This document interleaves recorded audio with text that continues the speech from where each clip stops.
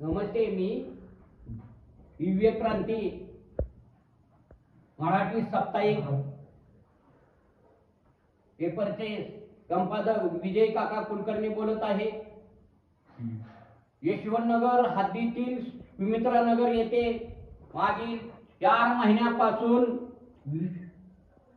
विजय काका कुलकर्णी यांच्या लाईनला सुमारे 15 घरांना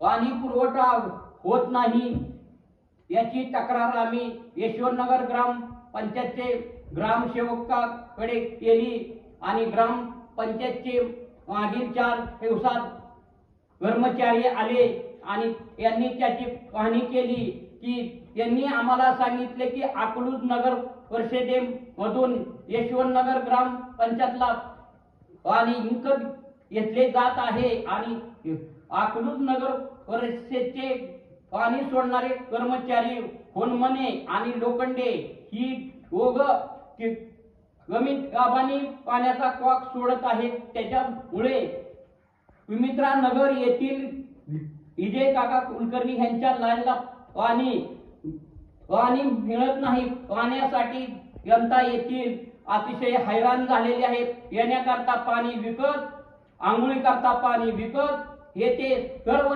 जनता मजुरी करणारी असल्यामुळे त्यांचे कामाचे सुद्धा खडे होत आहे आणि जनता पाण्याअभावी 3-3, 4-4 दिवस आंघोळी सुद्धा करत नाही. याकरता अकलूज नगर परिषदेचे मुख्य अधिकारी, पाणी पुरवठा अधिकारी यांनी याची दखल घ्यावी. 4 दिवसात जर आमच्या सर्व नागरिकांची दखल जर घेण्यात आली नाही तर अकलूज नगर परिषदेवर आम्ही घागर मोर्चा काढून मुख्य कार्यकारी अधिकारी यांच्या दालनात पाणी टाकून मुख्य कार्यकारी अधिकारी यांना घागरीनं आंघोळ घालणार आहे.